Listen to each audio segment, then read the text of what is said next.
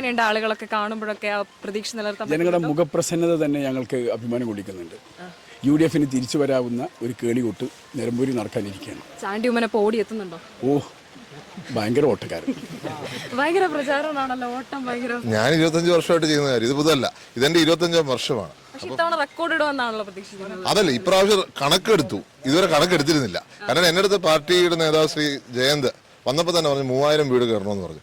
അതുകൊണ്ടാണ് എന്റെ കൂട്ടത്തിലുള്ള പറഞ്ഞ കണക്ക്. ഇതുവരെ ഞാൻ കണക്കെടുത്തിട്ടില്ല. അങ്ങനെ നോക്കുവാണെങ്കിൽ ഒത്തിരി നമ്മൾ അതിന്റെ ഒരു ലിസ്റ്റ് പറയാം. പക്ഷെ ഇപ്പം ഈ പ്രാവശ്യം കണക്കെടുത്തു, അതുകൊണ്ടാണ് ഈ കണക്ക് വന്നിരിക്കുന്നത്. ഇന്നലെ ഇങ്ങനെ പോകുമ്പോൾ തോറും എനർജി ഒട്ടും കുറയുന്നില്ല. ഇതിന് പിന്നിൽ എന്തെങ്കിലും സീക്രട്ട് ഉണ്ടോ ഇങ്ങനെ പിടിച്ചു നിൽക്കാൻ പറ്റുന്നതിന് പിന്നിൽ? എനിക്കൊന്നും പറയാൻ പറ്റത്തില്ല. ഇങ്ങനെ ആളുകൾ വീട്ടിലേക്ക് പോകുമ്പോഴാണെങ്കിലും ആളുകൾ എന്തെങ്കിലും ആവശ്യങ്ങൾ പറയുന്നുണ്ടോ? ചിലയിടത്തൊക്കെ പറയുന്നുണ്ട്, അവരുടേതായ പ്രശ്നങ്ങൾ പറയാറുണ്ട്. ഒരു 5% ആൾക്കാർ അങ്ങനെ പറയുന്നുണ്ട്. പിന്നെ ഇപ്പോൾ പറഞ്ഞ പോലെ ഞങ്ങളെ സംബന്ധിച്ച് പാർട്ടിയാണല്ല, പാർട്ടിക്ക് വേണ്ടി എന്തും ചെയ്യാൻ കഴിവുള്ള നേതാക്കന്മാരാണ് ഈ പാർട്ടിയുടെ മുഴുവൻ. അവരെല്ലാം, ഞാൻ മാത്രമല്ല, അവരെല്ലാം ഫീൽഡിലാണ്. ഇപ്പം എൻ്റെ കൂട്ടത്തിലുള്ള എല്ലാവരും പാർട്ടിക്ക് വേണ്ടി വർഷങ്ങൾ ജീവിതം നൽകിയ, അതേസമയം ഒന്നും നേടാത്തവരുമുണ്ട്. ഞാൻ MLA ആയി, പലരും ഒന്നും നേടാത്തവരുണ്ട്.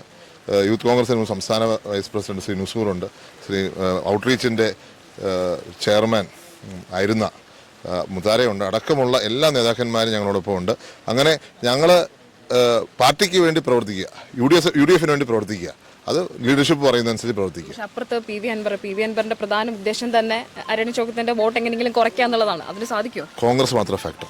ഇപ്പോൾ പോകുന്നിടത്തൊക്കെ ഉമ്മൻചാണ്ടിയെ കുറിച്ച് ചോദിക്കുന്നത് കണ്ടു. കഴിഞ്ഞ ദിവസം ഒരു കുഞ്ഞ് ഉമ്മൻചാണ്ടി എവിടെയെന്ന് ചോദിക്കുന്ന ഒരു ചോദ്യമൊക്കെ ഭയങ്കര വൈറലായിരുന്നു.